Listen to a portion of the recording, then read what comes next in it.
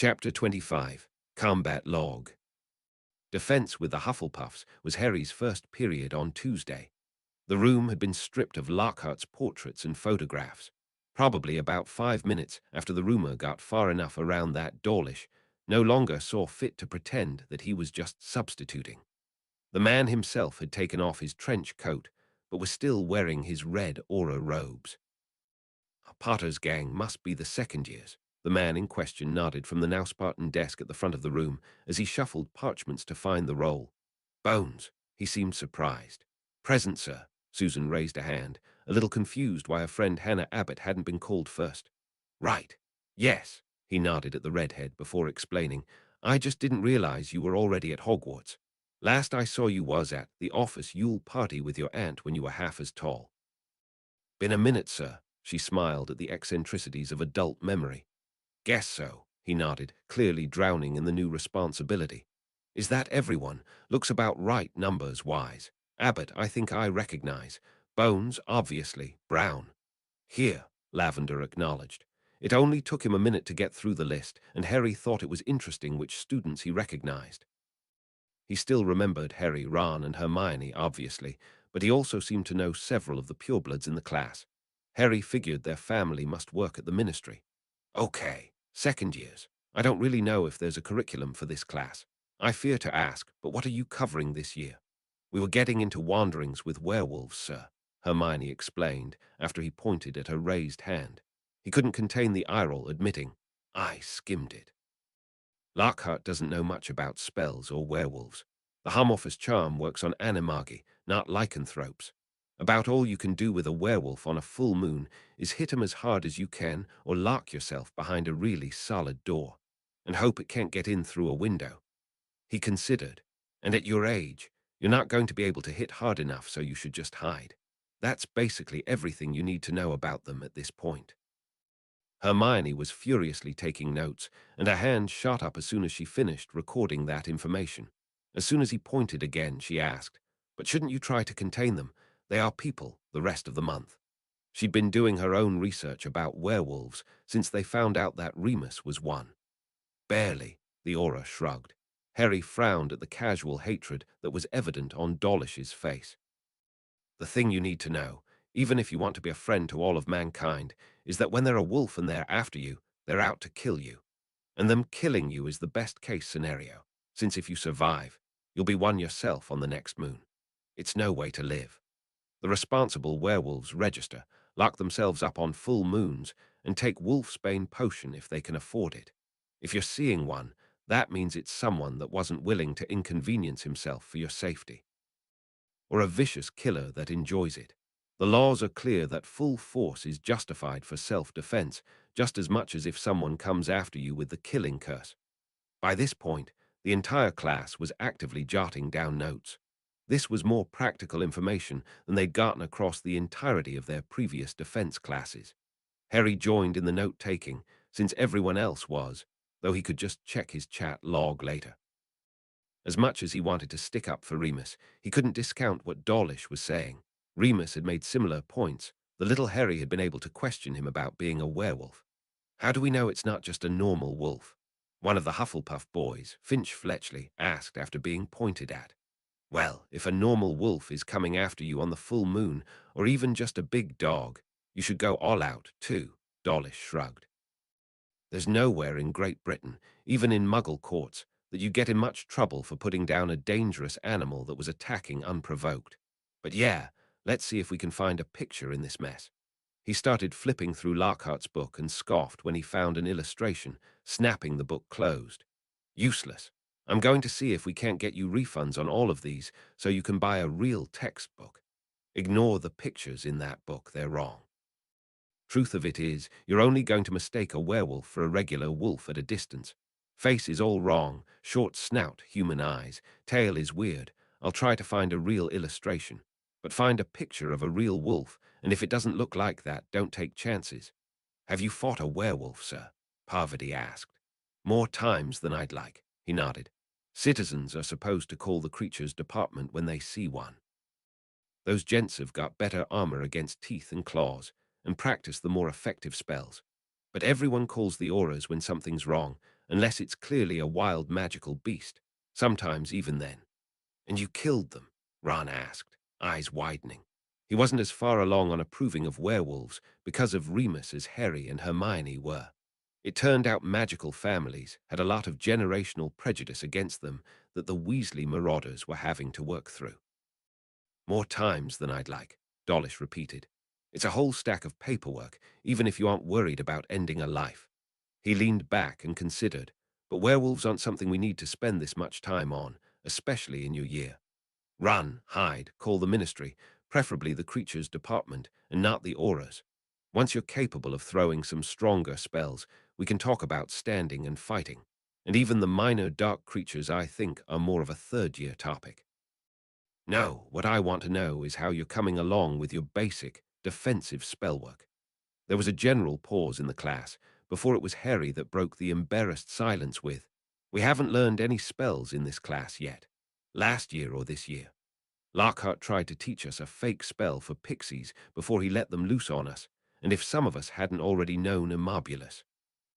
Dawlish muttered so quietly to himself that Harry would have barely overheard, except for the chat log explaining that the aura was convincing himself. One's dead. The other's going to be in prison for a long time. Taking a deep, centering breath, Dawlish said, "Right, of course. I'll have to get with Flitwick and see what spells he's not teaching you in charms because he expects you to learn them here. That doesn't help us today, though. What about the disarming charm, sir?" Harry asked, still very keen on that one. "There's a thought," the press-ganged professor nodded. "Okay, let's move the tables back against the wall and form up in pairs. The incantation is Expelliarmus, and the wand motion looks like this." As he demonstrated, he insisted, "I had better not see anyone casting it until I tell you to go." It didn't take Dawlish long to settle into teaching the class like they were just a bunch of aura trainees, and everyone was getting some level of results from the spell by the end of the period. Harry was getting it to work every time, with a competent instructor there to correct the minor mistakes made. The spell had filled in fully in his spellbook, ready for him to start getting mastery levels in it. All in all, the aura was pretty pleased with himself.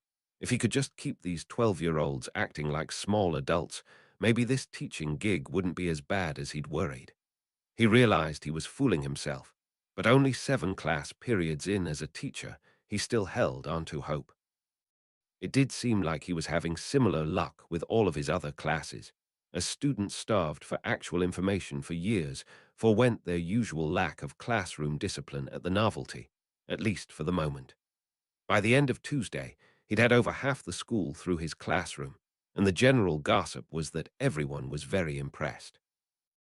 Parvati and Lavender had heard from Megan Jones, who'd overheard Susan Bones telling Hannah Abbott that Dawlish wasn't the most liked aura at the ministry. The rumor was that he was more interested in currying favor with the minister than in respecting his own bosses. Percy overheard the girls explaining that to the Gryffindor common room and told them, "That is only good sense. While you would ideally please your entire chain of command, one has to please the minister to advance out of a department." Prefect Percy already angling for department head, George marked. "Youngest minister ever," Fred added. "Perhaps if I set a good enough example, you two will at least get dragged to basic decency," their old brother clapped back. "Ooh," Ginny grinned at them, actually distracted from the black book she was often writing in these days. "Point for Perce." The twins nodded in acceptance, Fred pointing out, "Hey, if we're finally teaching him to make a decent comeback." "Then we'll take getting dragged into respectability by his shining example," George concluded. "Do your homework," Percy ordered while rolling his eyes, moving off to the other side of the common room while he was still ahead. Before they could have another chance to learn more combat spells in defense class, they had to get through Harry's least favorite class, potions. Under any other instructor, it still might not be his favorite, but history and astronomy would probably beat it out for least favorite. But unfortunately, they had Snape, who hated Harry. At least Wednesday's class was just a single period of lecture, and they got to go to lunch afterwards. They'd barely all gotten seated, with Snape slamming the door closed behind him as he swept in like a giant bat, before Harry began to feel like lunchtime was going to be a long way away. "Potter," the professor loomed in front of the classroom, staring him down. Since you're so keen to fight them, perhaps you can tell me the antidote to basilisk venom. He knew this. Snape was trying to trip him up with the same test from the last year. A bezoar, sir, he answered confidently, meeting his nemesis' eyes. As he did, a message popped up. Mental Fortress activated just like with the headmaster. Snape blinked in confusion. He recovered quickly, snarling, 5 points from Gryffindor. You'd have swallowed a bezoar and died all the same, as basilisk venom is one of the poisons too potent to be cured with one. Not that I expect you took one with you anyway. He glanced past Ron and settled his gaze on Hermione. Granger, correct your housemate. Surprised at being called on, since she didn't have her hand up. She barely bothered to raise her hand in Snape's classes anymore, since he never called on her when she did. Hermione explained. No one is sure, sir. There's been speculation that extremely potent healing agents like Phoenix Tears may work, but there are so few basilisks, and their bite victims die so quickly, that I didn't find any information about anyone proving there's an effective anti-venom. Hermione had, of course, done the research. Having met her eyes, Snape nodded with a slight twitch of his mouth in satisfaction. Since he'd never been satisfied by Hermione's answers, Harry got the intuition that he was just confirming that whatever the mental fortress was blocking still worked on other students. The professor explained to the class, Granger is correct. Should you have the misfortune to be bitten by a basilisk, any of the common poison antidotes you might be carrying have proven ineffectual. The best you could do for science is be carrying an unusual antidote so we can add more to the list of solutions that don't work. You may even be fortunate enough to be the first person to ever survive a basilisk bite. You're more likely to get petrified than bitten anyway, Ron muttered. It was fairly loud in the classroom, regardless. Another 5 points from Gryffindor for talking out of turn, Snape gloated. And yet, Weasley makes a fair point. A basilisk has many ways to kill, and only a group of manifestly stupid children would seek to fight one. They'd only survive the encounter through sheer dumb luck. The Slytherins in the class gamely chuckled at their head of house, turning the rumored act of Gryffindor heroism into one of foolish good fortune. Ron was turning red next to him. Hermione looked indignant, and the rest of their roommates were in various stages of holding their tongues for Gryffindor pride. But Harry was distracted from the seething rage at the bullying teacher by wondering what he had done to him and Hermione. If only there was some kind of combat log or similar that said what actions people were taking. Somewhat unconsciously, his eyes flicked down to the chat log, which gamely displayed a new tab, and flipped over to it. Sure enough, the last couple of lines read, Severus Snape uses wandless legilimency on Harry Potter. Failure, mental fortress. Severus Snape uses wandless legilimency on Hermione Granger. Success, seemingly thrilled by dunking on Harry and his friends, Snape eased off and began his lecture on that week's potion.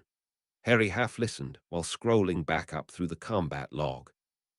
It looked like it had captured casting attempts in the last 2 transfiguration classes, most of the plays from the last evening's Quidditch practice, and all of the attempts to cast the disarming spell in Dawlish's class.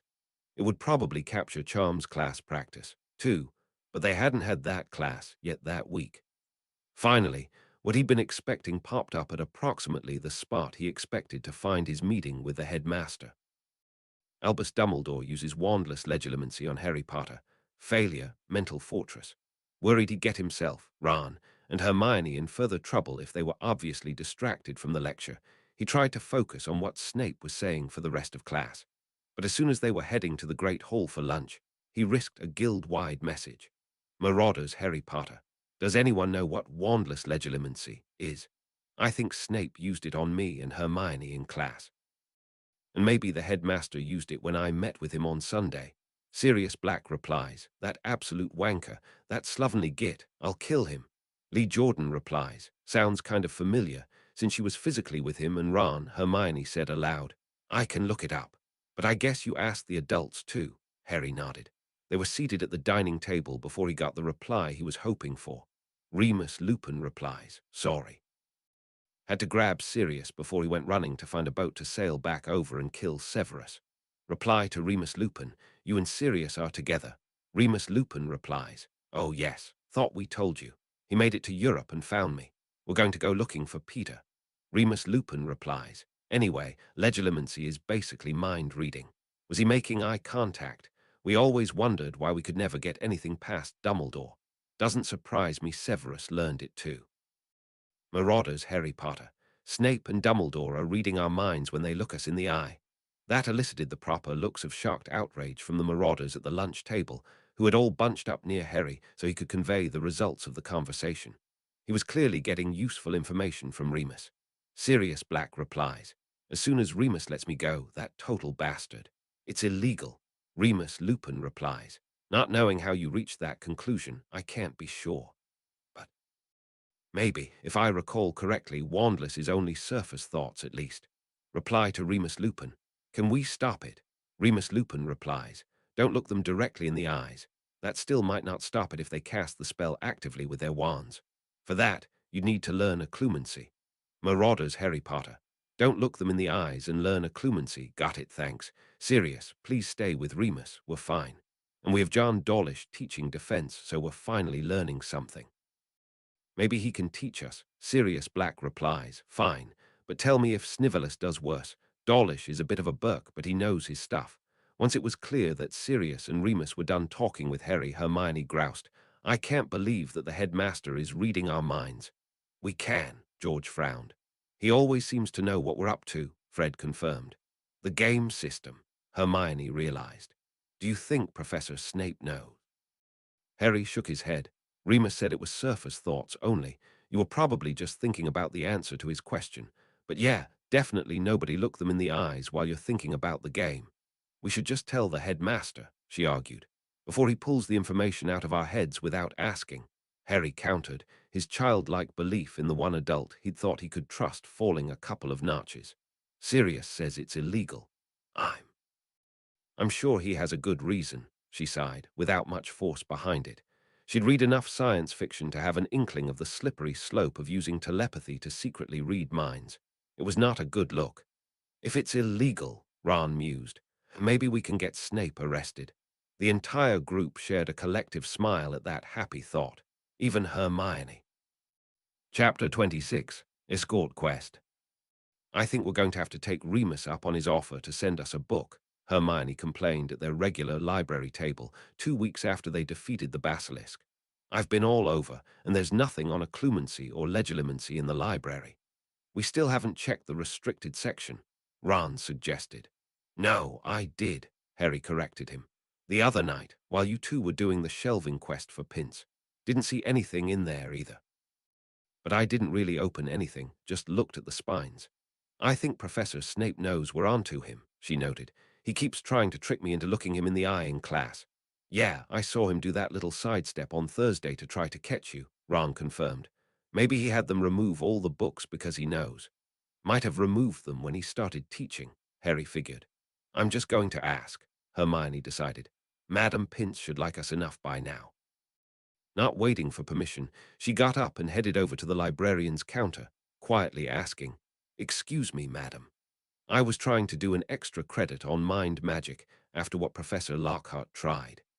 I can find lots of books mentioning obliviation. Only, well, I've heard of legilimency and occlumency, too, and can't find any books about either." The severe librarian narrowed her eyes in thought after coming to the conclusion that, indeed, Hermione Granger probably had looked in all the reasonable places. "Accio protection, charm your mind," she tried, with a significant wand swish. Frowning when nothing caught on her summon, she tried, "Accio Barnett's Guide to Advanced Occlumency." She waited another few seconds before admitting, "I was quite certain those volumes were in the catalogue. I'll attempt to turn them up and let you know when they're back on the shelves." "Thank you, madam," Hermione said. "And legilimency," Pince admitted. "There won't be anything on that, except mentioned in other references. As far as I know, it's a highly controlled technique, limited to trained ministry interrogators. They don't want to risk just anyone knowing it. So using it outside of an interrogation is illegal," Hermione checked. "Quite likely, though I'm not sure how you'd prove it, used wandlessly," Pince agreed. She was clearly upset that its controlled nature meant the Hogwarts collection would remain empty of any volumes on the topic. Hermione relayed all of that back at the table. "I wonder when she last checked the collection list," Harry mused. "Doesn't really let us know when the books were removed." or who did it. But it does mean they're supposed to be here, and someone did take them, Ron figured. It could have been recent, maybe the air. I hope a student isn't already a trained mind reader, Hermione frowned. But Harry, I guess if you get that mental fortress warning looking at a student, that would be a major clue. Right, here's hoping, he nodded. Well, back to it. Time for a couple more shelves before dinner. In the last 2 weeks, he'd managed about 20 more shelves, as well as another point free and clear in combat magic, and 2 more in basic dodging from practice in defense class. Most of his core class skills were at 9, and his electives were all at 5 based on the assumption that 20 would be the cap for the end of 5th year. Hermione figured he was basically on track to get all outstandings for his classes in their current year. His experience in class was continuing to bear that out. Between not being able to make eye contact with Harry or his friends to try reading their minds and the perfect potions he'd been turning in, Snape was clearly quietly seething. In Dawlish's class, he was the only one consistently winning practice duels. It barely seemed fair, since the rest of his classmates had no previous combat magic experience, other than whatever Ron had picked up practicing with the twins. Considering that he was starting to have quite reasonable scores in enchanting and spellcrafting, Harry's biggest hurdle with those skills was that the capacity wasn't the technique. If someone taught him some enchanting and spellcrafting recipes, he'd probably do a good job, but learning those took more practice than just flipping open a skill book.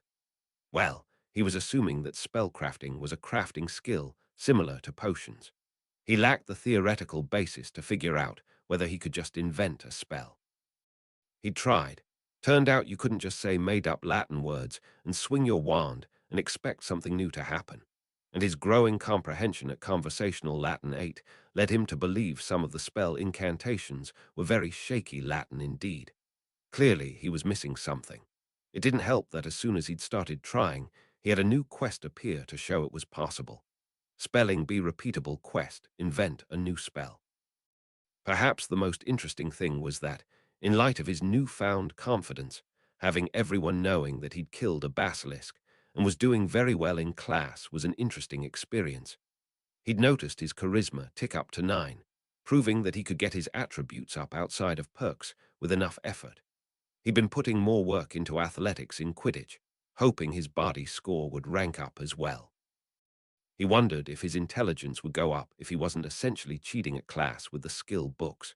Either way, he was hoping that he could at least get all the attributes up to 10, so he wouldn't feel like a failure in those statistics. They were trying to decide what to do with their Sunday evening after dinner when Harry noticed a quest marker on his map, moving around quickly just outside the front doors. Something very fast has a quest outside, he mentioned to Ron and Hermione. Dark out already, Hermione warned. Full moon, though, so we should be able to see, Ron corrected. That doesn't make me feel better, Ron, she argued. We can at least check it out, Harry shrugged. Looks like it's headed around the castle so we can catch it on the door we use for Quidditch practice. Marauders, active, Harry Potter, quest marker outside. Looks interesting. We're going to check it out at the door that goes to the pitch. Lee Jordan replies, we're on our way. Lee and the twins met them at the door, and as soon as the 6 marauders were outside, the quest marker began making a rush straight in their direction. As their eyes adjusted to the full moon, they could make out a big black spot racing across the grounds. Fang Dog Familiar, Rubius Hagrid. It's just Fang, Harry confirmed, as the dog's nameplate and golden exclamation point became visible. Within moments, the giant black boarhound had bounded up to them, flecks of foamy spittle from the exertion of running around flowing out of his flapping jowls. He whined pitifully, barked, and looked back toward the forest. You have something you need us to do, boy. Is it Hagrid? Harry checked.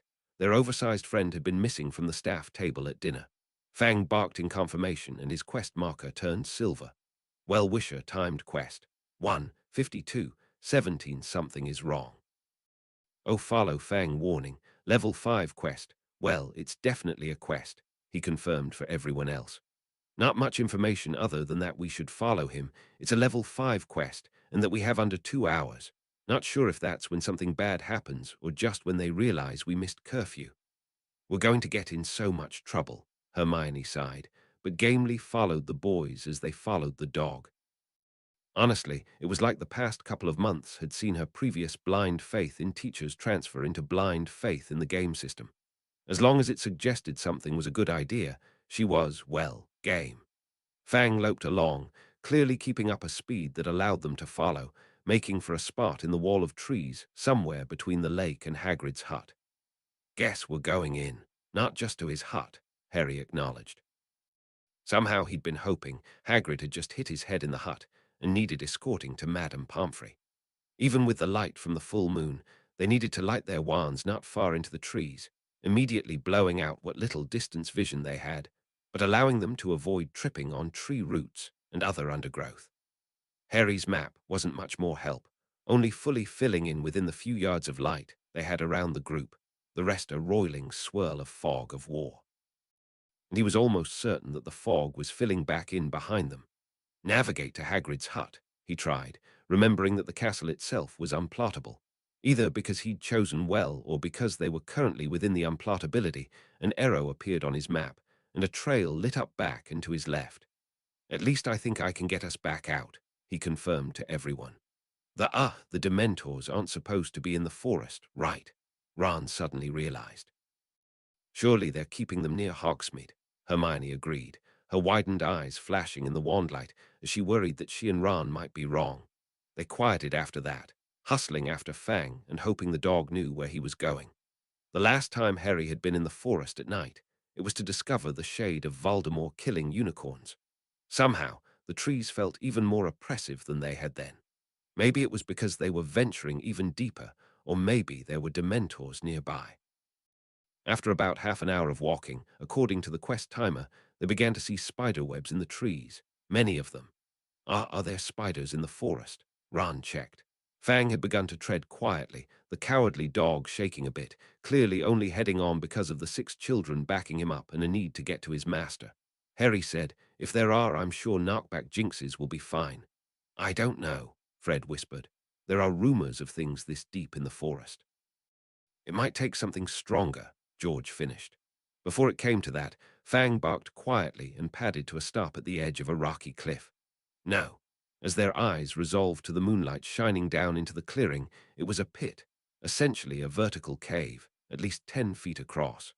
The soil had long eroded off of the rocky hills, down into whatever depths the yawning hole in the earth hid, and there was a green dot in the hole. Harry rotated his map as much as he could, seeing that the dot was some distance beneath the ground level they were currently standing on. Hagrid, he called down, as loudly as he dared in the web-wrapped woods. Harry, that ye, the big man's voice echoed up. What are ye doing out here? Well-wisher timed quest. 12139 something is wrong. Follow Fang O rescue Hagrid, Fang got us, he answered. Well, that's embarrassing, the gamekeeper called up. But since you're here, help a fella out. Walls were steeper than I thought. Sure, Harry nodded, and everyone peered over to figure out how hard it was going to be to get someone that might weigh close to a ton out of a pit. What are you even doing out here? Leaning over the edge, they could see Hagrid about a dozen yards down the pit, where the steep sides and damp soil were keeping him from making his own way up, and the standing water that disappeared further into the bend, in the cave, prevented him from trying to find another way out. He smiled, seeing friendly faces, and explained, Tryin', ter figure if that ruddy big snake had another exit from the caves under the castle. I think I'm probably a bit far out, though. Juice remembered this hole from the last time I visited a friend of mine. You have friends in Spider Alley, Ron gulped. Well, seeing as that friend is Aragog, yeah. I told ye about you didn't say he was still alive and leaving his webs all over the forest, Ron moaned. Well, he found a girlfriend at some point, so not all the webs are his, but from his youngins, the big man shrugged. They're sweet kids. Everyone traded a look. If these sweet kids were anything like Norbert the dragon, who Hagrid also thought was a cute baby, and as if on cue, or at least as if attracted by all the noise, red dots began to appear at the edges of Harry's map. We've got company, he warned everyone. He did a quick assessment of the party, taking in Ron's obvious fear of spiders, Hermione's apparent shock at a crisis she hadn't already planned for, and Lee's growing need to point out that he was more of a lover than a fighter. The twins and I will hold them off. You 3 get Hagrid out. That seemed to suit everyone, so the members of the Quidditch team strode forward to give the others some room to work, and so they wouldn't get backed into the hole. "I hope this moonlight is going to be enough to see by," Fred said, extinguishing his wand so he could use it for spells. "Cast bright enough, and it shouldn't be a problem," George figured. "6 coming in." "Narks," Harry alerted them, extinguishing his own wand. "If the spells we know won't work, use the environment," George suggested. "If you lot can levitate a troll club, you can use a rock or a log," Fred agreed. "Fair enough," Harry nodded. He spotted a loose boulder as big as his head and incanted Wingardium Leviosa. The twins levitated a large log each. By the time they had their makeshift bludgeons floating, the enemy was upon them. Chittering in distaste at having to leave the trees, a half-dozen dog-sized spiders emerged into the moonlight, spread into a semicircle as they entered the clearing. Spawn of Aragog Acromantula, level 5 Fang whimpered, covering Ran's very similar noise as he spotted the large arachnids. "Get that rope conjured," he nagged Lee. And then it was a fight. Fred was using his log as a barricade to keep the enemy from getting closer, while George swung his maul like a beater's club to try to smash the chitinous beasts. Harry was providing the bludger, the heavy rock accelerating like a battleship under a charm not meant for the purpose, but impacting with force all the same. He realized he needed to learn whatever more effective spell the twins were using, which starting with mobily, but he'd missed the rest. At least his newly increased magical stamina was keeping it manageable to maintain the levitation charm on a heavy rock. Nobody mentioned Quidditch as other uses, Harry said, pleased, as he realized that the three of them were basically enacting one of Wood's anti-bludger drills. It wasn't as fast as in the air, but the three of them had an excellent ability to keep one another in peripheral vision and not get in the way as they maneuvered. A spider thought it was leaping at George's unprotected back, only for Harry's rock to sweep into it with a plastic thunk and carry it back into the forest. Another almost got his leg, before he effortlessly dodged over the sweeping log that one of the twins had sent his way, batting the spider far off of the battlefield. They were still outnumbered, and couldn't move as much as they'd like without giving the spiders a straight shot at their friends back at the pit.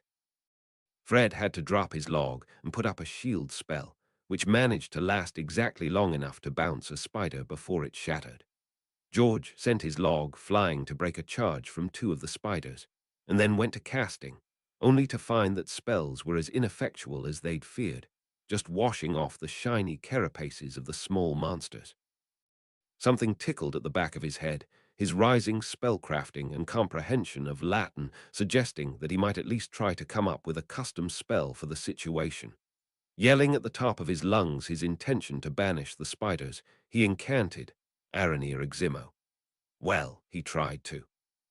Some intuitive understanding of arithmancy made his mouth jumble the Latin into Aranir Exumi, and a blue cone of light flared and knocked four of the spiders that were getting close back into the trees. The spelling bee quest flashed, though it remained in his log because it was repeatable. As it highlighted, however, a completion prompt appeared. Quest complete 100 XP earned quest reward. Spider repelling charm. Well, that'll be helpful, Fred nodded. You could have led with that, George told him. I think I just invented it, Harry shrugged.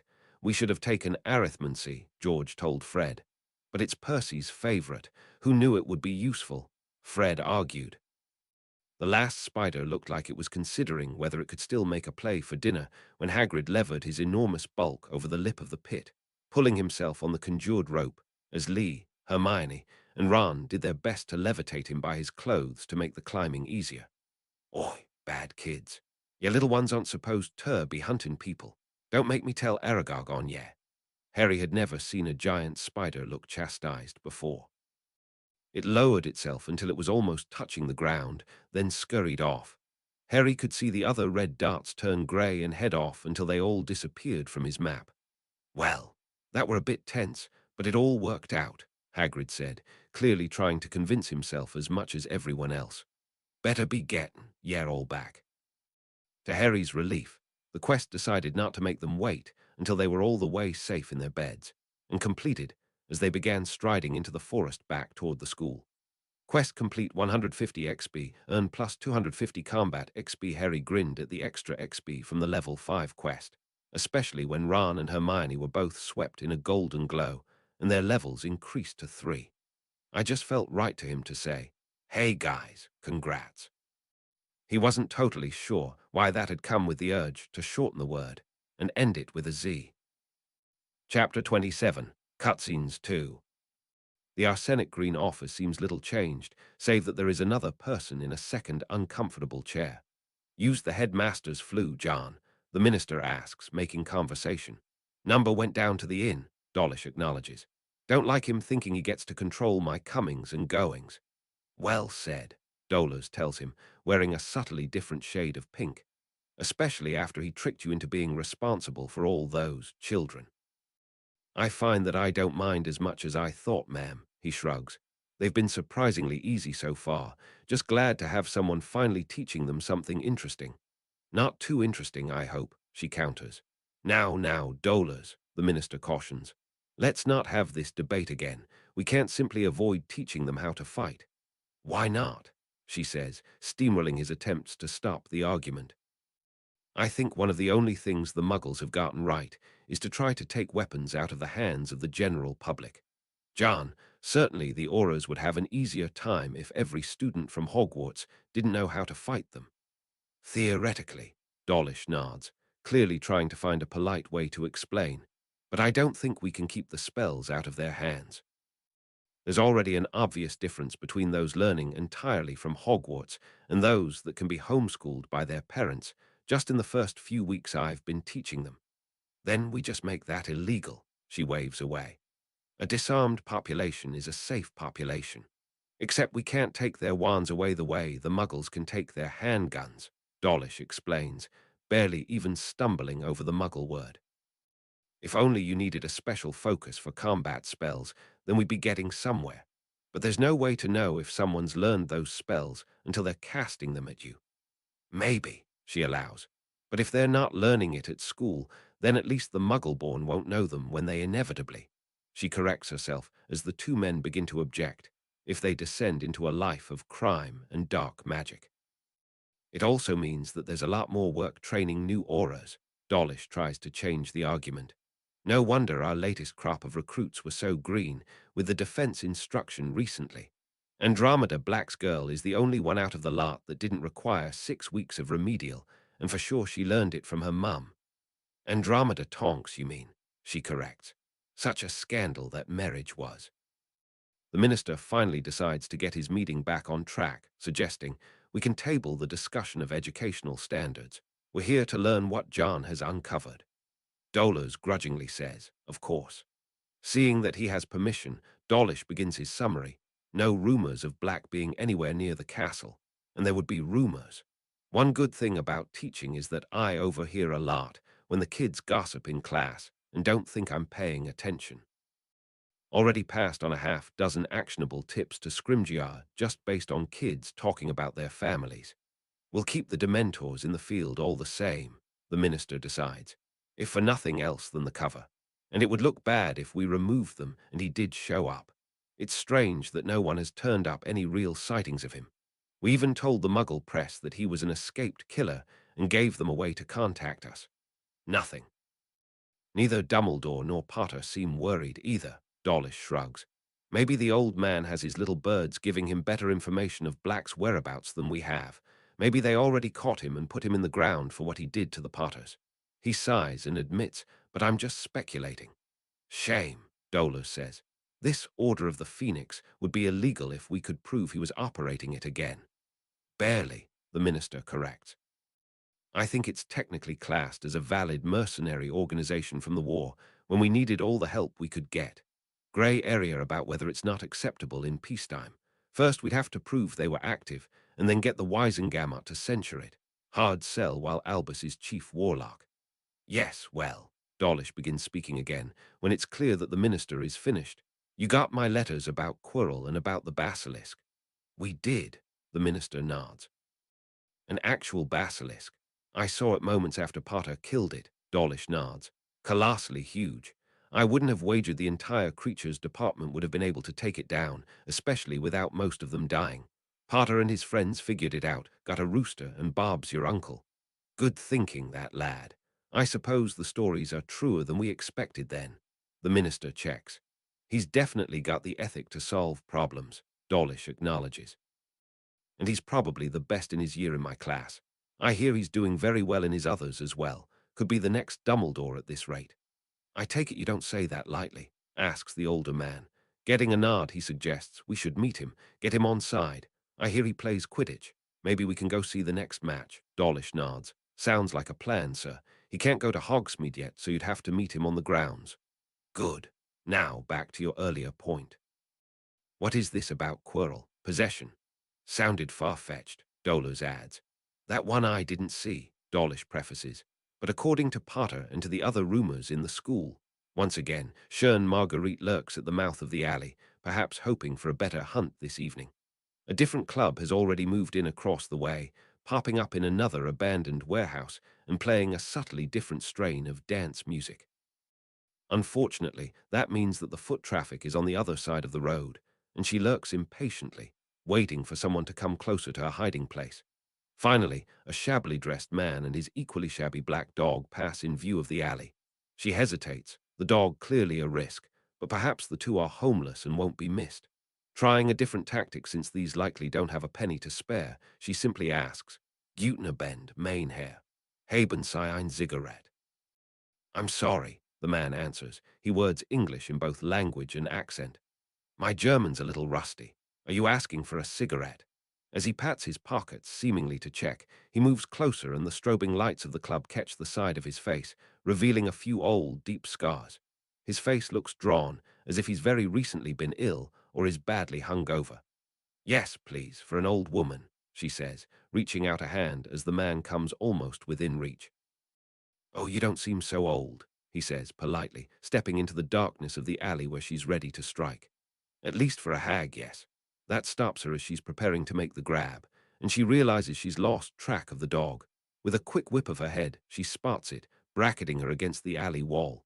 She'd have to clamber over the dumpster behind her to escape, and yes, as she turns back, the man has a wand leveled at her and would have an easy shot at her back. What do you want? Well, we can talk later about how you shouldn't really be trying to eat muggle tourists and clubgoers, he begins. But I think the more pressing question is whether you recently met an old friend of ours and where you directed him after that. Lemon drop. Dumbledore offers Severus Snape as he takes a seat in front of the headmaster's desk. The office remains just as busily furnished as it ever is, though the slightly mournful, yet still beautiful sound is new. Your bird is broken, Snape observes, not even bothering to reject the offer of sweets and looking over at the faded red ball of feathers sitting close to the fireplace for warmth. I must admit, I had expected his burning day to come sooner, the headmaster agrees. I believe with all that is going on recently, he has chosen to wait, or perhaps I simply misremember the length of his last few cycles. Potter's mind is unbreachable, at least with subtlety. The potions professor changes the subject, small talk over. I could certainly try the spell with a wand and the incantation should you allow it. That seems a bit extreme, Dumbledore negates, and his friends, as open as ever, though they have begun to avoid looking me in the eye as if they understand what is happening. Dumbledore muses.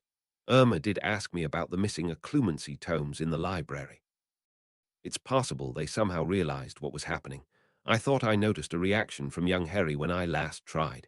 They have been reading extensively of late, so might have come across the concept and recognized what was happening.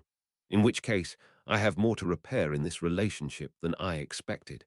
What bothers me is how the child developed his resistance in the first place, Snape says. It didn't feel like any occlumency I've encountered before. The basilisk. Well, none have ever suggested such a boon before, but none have slain a basilisk of such age, let alone one with the past of Harry Potter. Seeing that Snape isn't buying it either, he suggests. He mentioned that Lucius House Elf was trying to warn him about the chamber. Could it be some elven protective magic? It could be. Short of questioning Darby, I don't know how we'd find out. Ah, you are familiar with the elf in question. The children suggested that he is very badly treated. Dumbledore pushes a slight reprimand. Do you want me to insist to the Malfoys that they take better care of their servants? That elf is not the worst treated of those I've encountered in Death Eater households. I believe the children are planning to make that issue moot, regardless. The old man grins conspiratorially. Speaking of other households, it occurred to me that Tom might have secretly sired an heir of his own. As I believe, it occurred to Hermione Granger. Not to my knowledge. The younger man shakes his head. If he'd bedded anyone within the circle, it would have been very unlikely to remain a secret. And he was always very focused on mayhem in the field, not the other activity that some engaged in. A secret lover, perhaps. He never loved anyone but himself, Snape snarls, and seemed fundamentally uninterested in carnal relations for their own sake. Dumbledore sighs. Then we remain without a lead as to who was able to open the passage and summon the basilisk. You're avoiding the obvious, Snape insists. Potter found out about it. He summoned it, and he killed it for the glory. You really should see the boy as he is, not as the copy of his father you imagine him to be, Severus. To the best of my knowledge, the slaying of the basilisk would have remained a secret had Myrtle Warren not spread the tale around. Harry still seems reticent to answer questions about it. Especially with Lucius' involvement, I believe it is exactly as he said. Someone else released it, he heard it, and they eventually came to the correct conclusion, and then marched off on their own to fight a monster that would have challenged the entire staff of the castle, Snape sneers. Taking the kind of initiative we hope to see in the future, Dumbledore shrugs. I think that he is in little true danger unless he is face to face with Tom himself, and the starry-eyed followers that he drags into danger with him. The old man sighs, admitting, I cannot begrudge the young man for surrounding himself with good-hearted companions, nor blame him for those that may fall in the pursuit of good works. I believe those that are with him understand the dangers. They're children. Annoying, idiotic children, but children nonetheless. They won't understand the danger they're in until they're dead on the ground. Maybe not even then, with as quick as the Weasleys are on the uptake. Perhaps, the headmaster dismisses. Changing the subject, he asks, while you're here, what can you tell me about the first years? Every year, a worse crop of dunderheads. The room made of paper and ink is well lit, moving light playing across the couch as the dark-haired young man stares at the portal to the real world in concentration. Still somewhat blurred, it is at least clear enough to navigate in, which is what he appears to be doing. A subtle bob of the frame indicates that it is not some magical camera he is piloting, but a human being staring through their eyes. Grey stone and curving walls reveal that the person the boy in the room is controlling is climbing the stairs of a tower, stopping at a door as the shake of the view lessens at the top step. A tiny, pale hand reaches out into frame to open the wooden door, but it opens before being touched, revealing a small, mouse-haired boy with a large camera hung around his neck. Oh hey, posting a letter early too, the camera boy asks. My little brother is so excited to get owl mail. But I guess you're used to it, huh? Yes, the shade on the couch says, his words having an odd echo as they're repeated at a higher pitch in the real world. Just writing home to Mum, you know. See you later. The dismissal seems to take, and the mouse-haired boy nods. See you. He disappears from the frame as he heads down the stairs. As he moves, the view turns to confirm he's actually leaving, and then snaps back to the room. Inside, dozens of owls sit on various perches, the floor of the room surprisingly clean for such a roost. A brilliantly white owl stands out from the others, and the boy in the couch mutters, I could so easily take something from him in payment for what he took from me, later, perhaps. Having reached that conclusion, he gestures from the couch as if pulling something from a robe pocket, and the hand in the frame comes back into view holding a stack of small envelopes, already affixed with cord to tie each to an owl's leg. One by one, the small hands in the viewing window, mimicking the motions of the boy on the couch, tie them to the legs of the owls, sending them on their way. Each is addressed to Hogwarts, and each sports a different name. One by one, they reveal Marcus Flint, Marilyn McNair, Lucian Bowl, Nerys Orpington, Graham Montague, Theodore Nart, and finally, almost grudgingly, Draco Malfoy. There. Let's see if any of them are worthy of their parentage, the boy says to himself, and then says more loudly, back downstairs, girl. Let's see if I can let go without you passing out this time. Wouldn't do to have you fall down the stairs. Harry furiously scrabbled to find a quill, ink, and parchment as Ran's alarm woke him. He was remembering more this time, struggling to hang onto the particulars of the dreams that might not be dreams. The most recent was the most clear. The heir was writing to the Slytherins, probably with some new plan.